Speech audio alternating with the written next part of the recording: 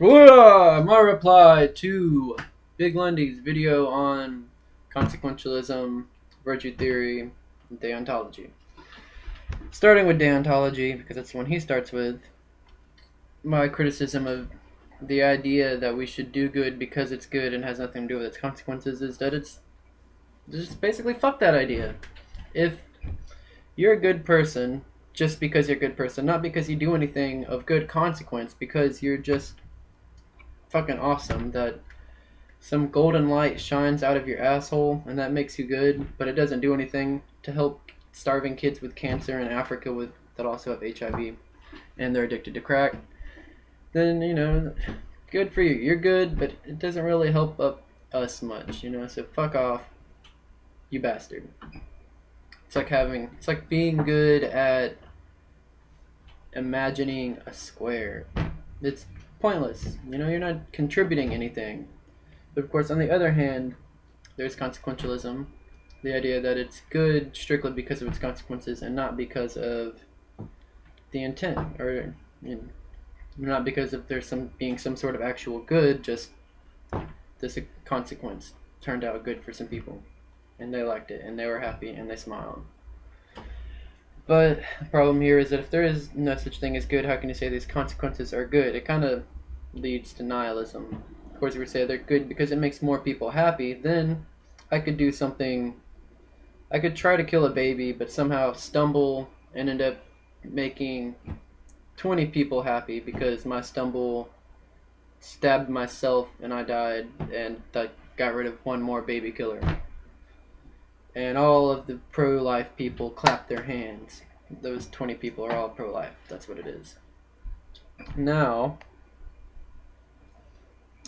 would you really argue that me accidentally stumbling was a good thing? It definitely brought about good consequences, but it's not really a good thing. It happened to happen. So in that case, morality is basically just luck, moral luck. Sure that we can kind of influence the way things happen, but ultimately we're just being lucky.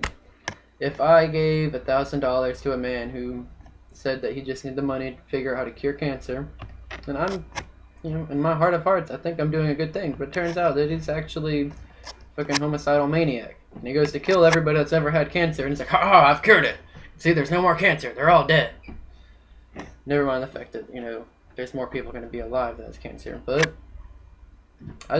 my actions just got all these people to die. Now, I mean, in a sense, I could be blamed for not knowing that was going to happen, but in this pure hypothetical where there's no way I could have known, could you really blame me for doing that?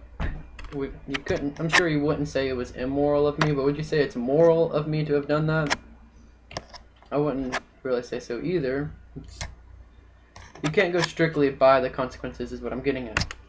So we need some sort of middle ground between intention and effects. Before one last thing on consequentialism, heard that the ends do not justify the means because life is just a series of ends, or a series of means, I should say. We do this, that way this will happen, that way this will happen, that way this will happen, that way this will happen. Get a job so I can get money, so I can pay for my rent, so I can continue living, so I can go to college. So I need my job again to pay for college, so I can get a degree, so I can freaking be a doctor, so I can heal people, so they'll live longer, so they'll have kids, so their kids will live, so on. It's a continuous means to another means to another means to another means, but there's no real end, which is why the ends can't justify the means, because there is no end. I just want to add that in there, because I don't hear a lot of people saying that. I actually read that from some Western or Eastern philosopher. Anyway. Virtue ethics. It's good because it's virtuous. Never mind that the idea of virtue is very vague. Let's go to the actual virtues. Altruism, courage, fucking... you can give plenty of examples of virtues. Never mind the fact that Socrates himself couldn't even figure out what it is that all these virtues have in knowledge. Freudian slip. He couldn't figure out what they all had in common. Of course, he did eventually say they all had knowledge in common, but it's kind of hard to... I don't see many people saying that today, and Think about it. What do you have the knowledge of that makes you more virtuous? What knowledge do you have that makes you more courageous? What knowledge do you have that makes you more selfless?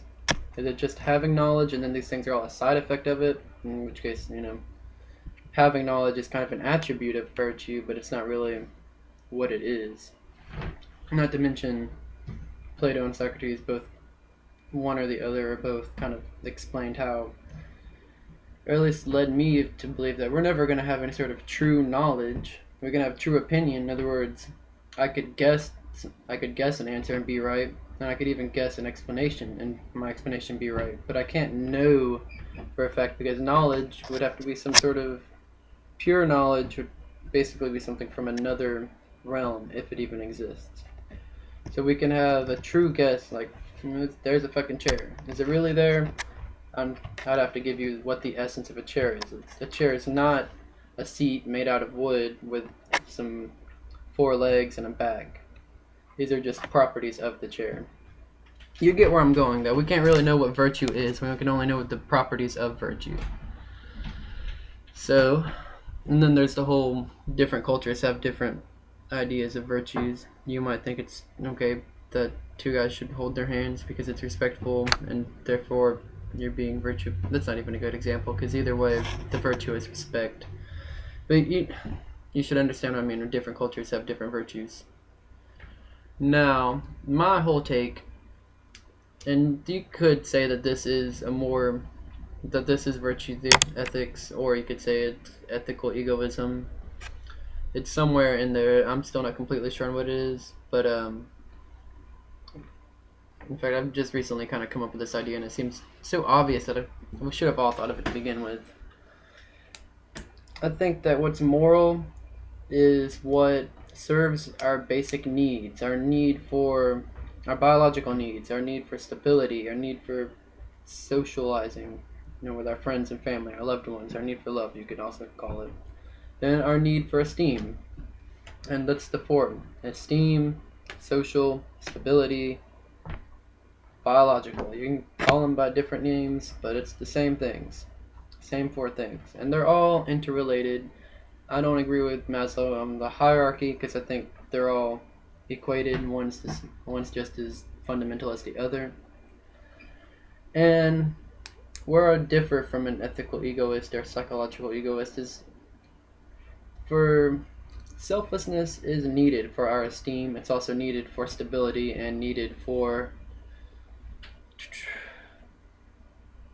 our social needs. We're not going to have very many friends or many loved ones if we're a constant selfish asshole to everybody.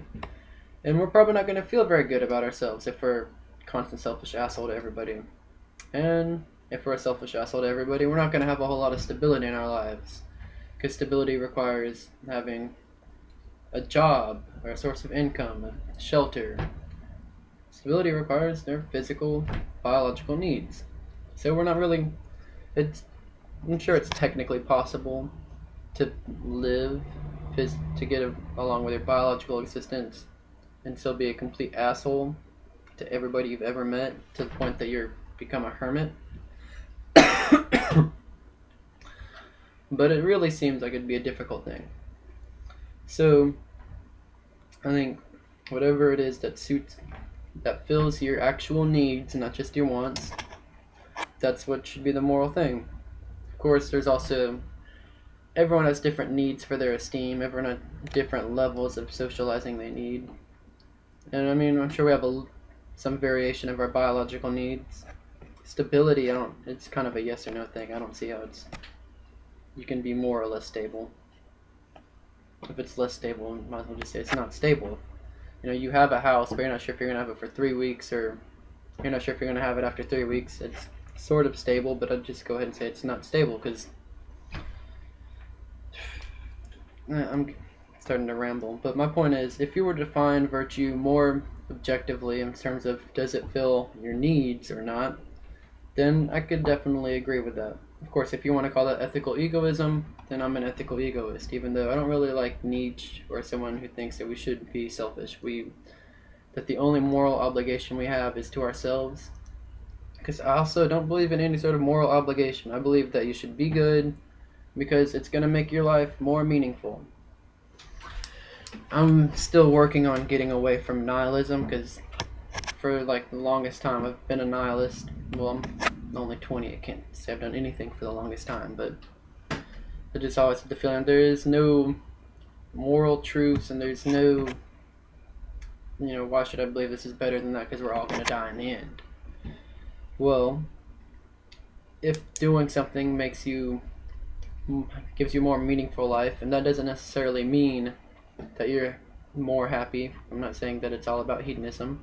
It doesn't necessarily mean that you have happiness is only a part of it. That's what I'm saying. You have the 4 needs, and whatever it is that serves those 4 interrelated things. It does not just one, but because being a selfish asshole could help your biological needs but hurt your other 3 needs. If you're like House and you're constantly having to solve a puzzle, that's gonna still hurt your social needs, hurt your needs for stability, and ultimately, in some sort of way, I'm sure it could hurt your needs for biological shit. So something that's good for all 4 of those needs is definitely good, and something that's bad for all 4 of those needs, or any of them, is definitely bad. So that seems like a pretty objective way of defining good and bad. I'm sure we could get into a whole debate on whether or not these needs are empirical, objective, or subjective. But I'm going to save that for another time. So what do you think about my criticisms and then what I defend? Hit me up.